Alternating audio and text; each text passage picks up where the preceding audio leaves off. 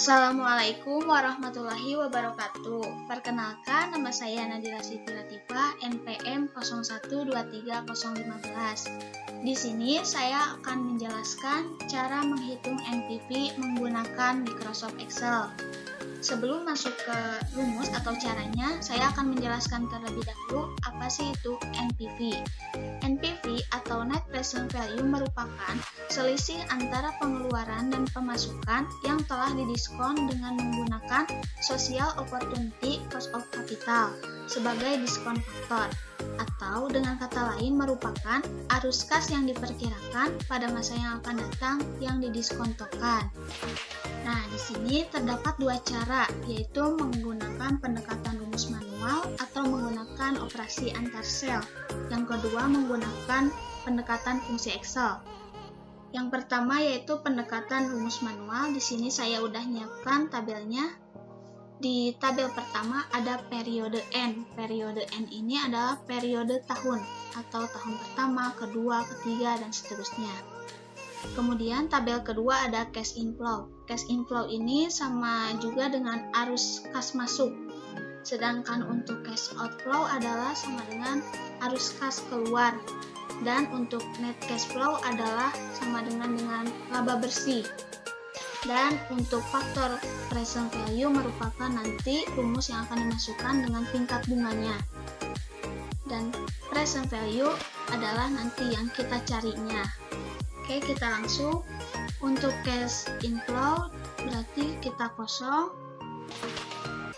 Kemudian untuk cash outflow atau saya akan memulai mengeluarkan investasi sebesar 150 juta. Dan di sini saya udah menyiapkan cash inflow dan cash outflow-nya. Nah, langkah selanjutnya adalah mencari net cash flow. Untuk mencari net cash flow ini, rumusnya sama dengan cash inflow dikurangi cash outflow. Enter. Nah, kemudian kita file handle ke bawah untuk periode 1 sampai ke 5 pun sama rumusnya. Dan jangan lupa kita jumlahkan periode 1 sampai ke 5-nya dengan menggunakan rumus sama dengan sum. Kita sorot dari periode pertama sampai ke 5. Kita enter. Nah, setelah itu kita baru mencari faktor present value-nya dengan rumus yang ada di pinggir tabel, yaitu 1 dibagi buka kurung 2 kali, kemudian 1 ditambah I. I di sini adalah tingkat bunga, berarti kita sorot yang 15%. Jangan lupa kita absolutkan 1 kali. Kemudian tutup kurung, pangkat N. Pangkat N di sini adalah pangkat periode tahun, berarti tahun pertama. Kita enter. Nah, di sini ada hasilnya. Kemudian kita cari baru present value-nya dengan menggunakan rumus sama dengan net cash flow dikali faktor present value. Kita enter. Nah, kemudian kita file handle ke bawah. Jangan lupa kita jumlahkan menggunakan rumus sum.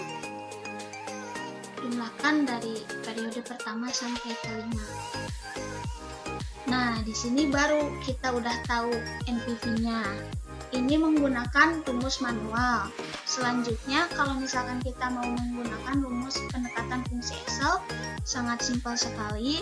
Rumusnya sama dengan NPV, buka kurung, kita masukkan tingkat bunga, koma, kita sorot dari periode pertama yang net cash flow-nya sampai tahun kelima, kemudian kita enter. Nah, di sini udah terdapat, berarti sama ya, baik menggunakan pendekatan rumus manual ataupun pendekatan fungsi Excel. Nah, untuk selanjutnya, kalau misalkan sama, baru kita cara pengambilan keputusan. Di dalam cara pengambilan keputusan ini ada 3. yaitu jika NPV lebih besar dari investasi, maka rencana investasi diambil. Tapi jika NPV kurang dari investasi, rencana investasi tidak diambil, atau secara konsep nilai waktu uang rugi. Kemudian, jika NPV sama dengan investasi, yaitu tidak akan memperoleh apapun atau untung enggak, rugi enggak. Dan di tabel ini contohnya NPV yaitu 124 juta. Berarti 124 juta ini lebih kecil dari biaya investasi atau ini yang 150 juta. Artinya NPV ini lebih kecil dari investasi, berarti rencana investasi tidak diambil karena secara konsep nilai waktu uangnya akan rugi gitu, nilai waktunya. Nah, mungkin itu saja yang bisa saya sampaikan. Semoga bermanfaat. Wassalamualaikum warahmatullahi wabarakatuh.